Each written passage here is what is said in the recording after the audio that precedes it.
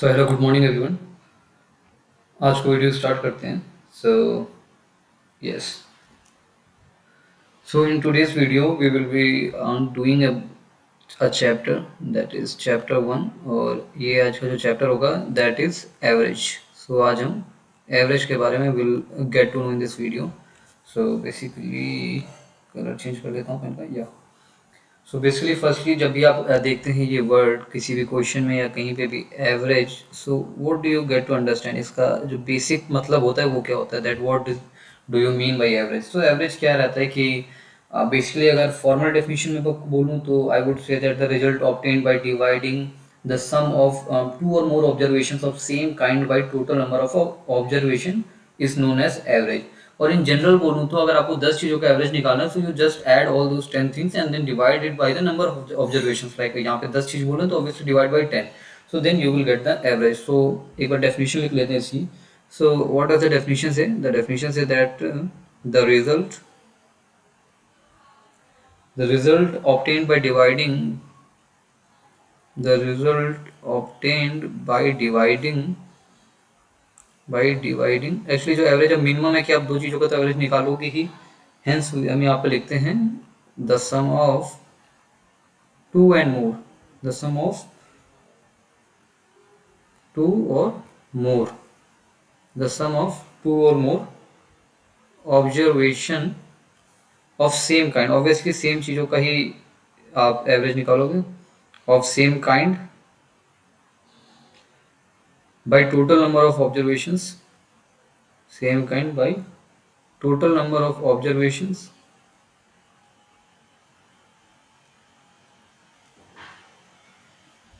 is known as average। So basically ये एक definition है, just for the sake of understanding, a better understanding you can understand। So यहाँ पे you see that जो highlight करने वाला fact है that is this thing, the result obtained by dividing this thing the sum of two or more observations of same kind by total number of observations is known as average। so यहाँ से this thing is pretty much clear। so we अब इसका एक formula लिख लेते हैं। फॉर्मूले वाले टर्म में आप इसको कैसे रिप्रेजेंट करेंगे। So average is equal to sum of observations, you can write that sum of observations upon total number of observations, so you can write that number of observations। so इस तरीके से you can represent average। so ये actually एक average का formula है। so यही basic formula होता है एवरेज का, एंड बाय दिस आप इसको प्रोसीड करते हैं आगे।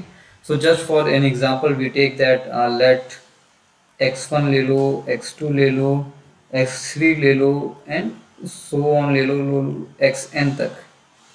so these are some n observations, these are some n observations। now we are just taking an example here। एक बार वर्चुअली भी इसको देख लेते हैं किस तरीके से मतलब आता है एग्जाम्पल में। so x1 to xn there are n observations। so then you see कि इसका जो एवरेज होगा then average of this would be equal to, अब देखिए यहाँ पे जो ऑब्जर्वेशंस हैं x1 x2 अलग अलग ऑब्जर्वेशंस हैं, n ऑब्जर्वेशंस है, you just need to add all those. So x1 plus x2 plus x3 plus so on plus xn upon, यहाँ पे you see that the total number of observation is n। So this would be the formula for average. Now एक अगर general example में लूँ कि एक question type का ले लूँ, here I take a question. So मान के चलिए इफ एनीवन इज आस्किंग कि you tell me that average of 4 3 6 7 and 5, so इसका एवरेज आप क्या बोलेंगे। So it is very much simple that average is equal to 4 plus 3 plus 6 plus 7 plus 5 upon, you see that the number of observation in this case is 5, so that would be equal to 25 upon 5 और वो हो जाएगा 5। so this is just basic average। so यहाँ तक जो हमने पढ़ा that is very much basic and I hope so कि काफ़ी सारे लोगों को इतना तो पता ही होगा। अब हम थोड़ा एडवांस चलेंगे। now we'll see some important formulas related to this average। important formulas ये क्या है, these are some direct results or that are derived from this average formula। तो ये कहीं ना कहीं आपके लिए काफ़ी इंपॉर्टेंट होगा कॉम्पिटिटिव एग्जाम्स में, टाइम आपका बचेगा और directly you can use this formulas. So firstly you see that average of, अगर हम देखें, you see that the average of two groups, the average of two groups A and B respectively, A and B respectively, if number of terms in first and second group are x and y, if number of terms in first and second group are x and y, are x and y respectively, then what you get, then you get that the average of both the groups, the average of both the groups would be equal to ax plus by upon x plus y. So just एक average के formula का थोड़ा advancement हमने यहाँ पे कर दिया है. ये क्या बोल रहा है, मे बी सपोज कि आपके पास दो ग्रुप हैं ए एंड बी, एंड ए में फर्स्ट जो है ए, उसमें x नंबर ऑफ टर्म्स हैं, बी में जो है y नंबर ऑफ टर्म्स हैं.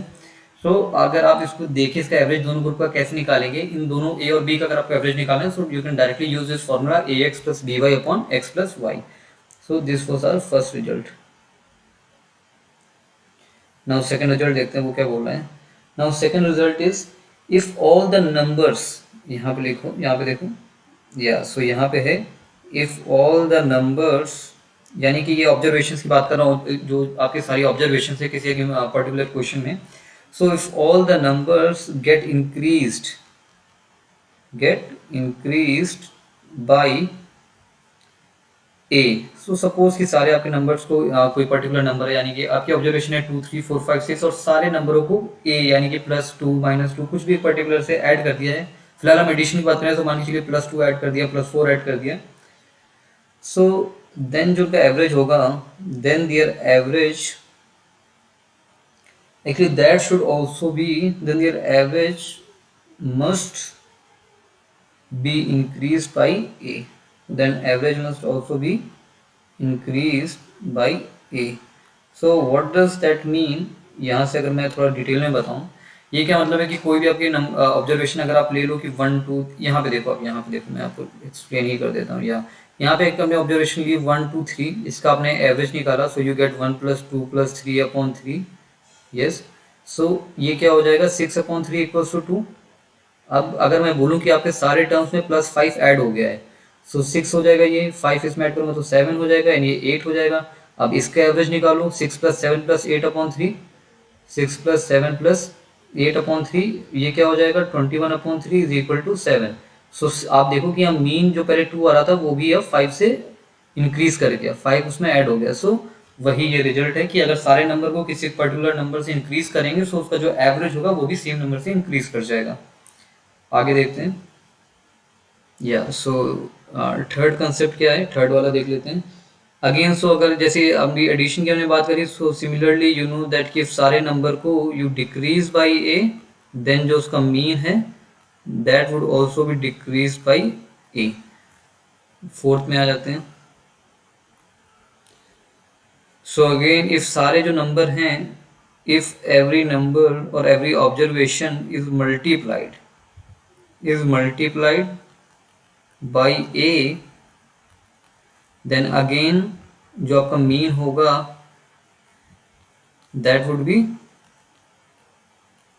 Multiplied by A.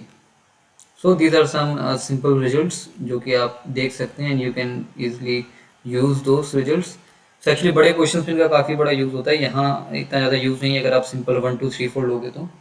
अगेन आप समझिए जैसे मल्टीप्लिकेशन का तो डिवाइड भी होगा, if every number is like divisible by a particular number A. एक सारे जो नंबर ऑफ ऑब्जर्वेशन है उसको किसी पर्टिकुलर नंबर ए से डिवाइड करोगे, देन जो आपका मीन होगा that would also be divided by A. Now 6 में आते हैं. 6 कंसेप्ट क्या बोल रहा है, एक्चुअली दिस इज ये है कि the average of consecutive means continuous, like 1 2 3 4 5 ये कॉन्जिक्यूटिव है.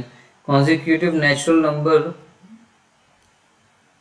अप टू n यानी कि 1 2 से लेके 1 2 3 4 5 प्लस अगर ऐसे n है, n यहाँ पे कोई भी वैल्यू हो सकती है, 40 ले सकते हो, आपको 100 ले सकते हो, 200 ले सकते हो। सो इसका जो एवरेज होगा दैट वुड बी n+1/2। सो ये एक फॉर्मूला आया।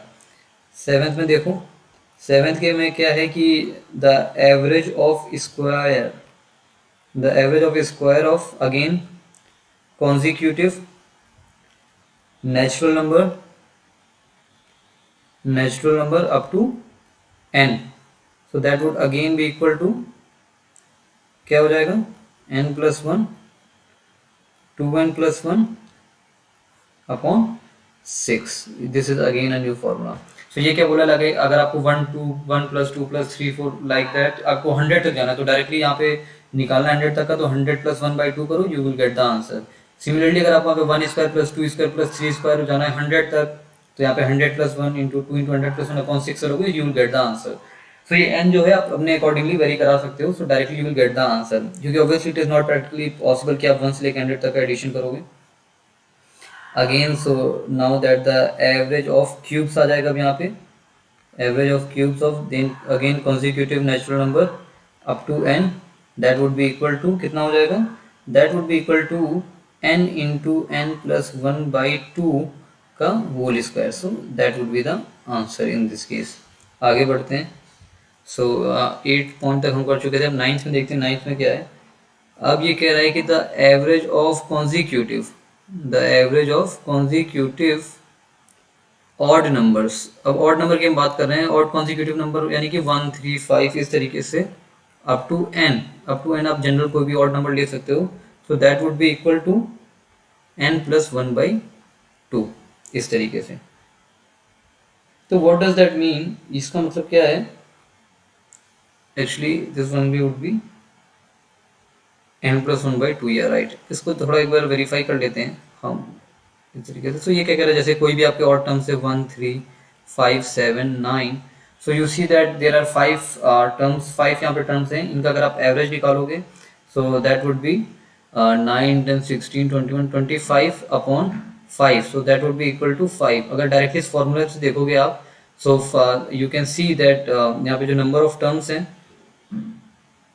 दिस, सो आपको कितने consecutive number up to n यानी कि 9 तक का निकालना है। या देखो यहाँ पे 9 आपका लास्ट कॉन्जिक्यूटिव टर्म है, यहाँ तक निकालना है, डायरेक्टली फॉर्मूला में पुट करोगे, you will get 9+1/2 that would be equal to 10+10/2 is equal to 5। So directly यहाँ से भी निकाल सकते हो। सो दैट मीन्स कि अगर आप एवरेज निकालना है कॉन्जिक्यूटिव ऑड नंबर्स का, तो दैट इज n+1/2। 10th में आ जाते हैं।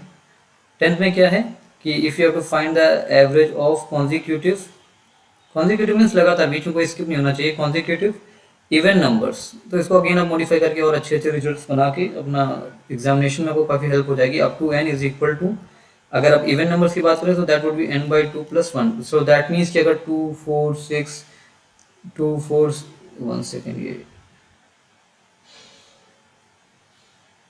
या सो दैट मीन्स कि 2 4 6 8 करते करते अगर आपको कोई बोले कि आप 82 तक का एवरेज निकालो, डायरेक्टली इस 82 को यूज करो, 82/2 + 1 एंड डायरेक्टली टेल देम कि जो एवरेज आपका होगा that would B 42। So that would ये आपको काफ़ी अच्छा रहेगा, लाइक जनरल रीजनिंग में आपकी काफ़ी हेल्प करेगा ये सारी पॉइंट्स जानने के लिए।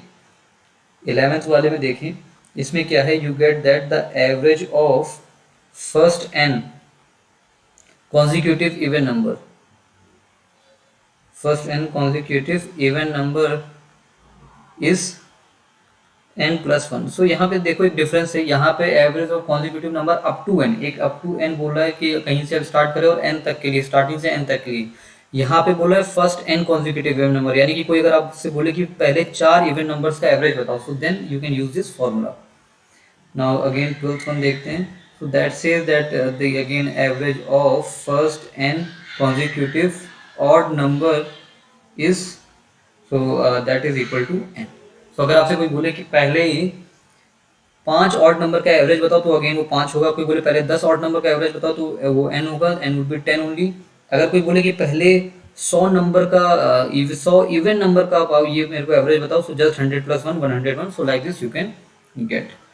सो आज की कंसेप्चुअल क्लास में गाइस इतना ही हम लोग करेंगे, एंड इसके बाद will meet on our next class. वहाँ पे there will be a lot of questions based on the average and this short tricks and you will also see कि आपके एग्जाम में इस तरीके के जब क्वेश्चंस आते हैं सो डायरेक्टली आप कैसे उसको जस्ट 2 सेकंड में कर सकते हैं rather than wasting a hell lot of time. So that we'll see in our next lecture, and thank you very much for watching this video, and we'll meet on our next lecture. Thank you everyone.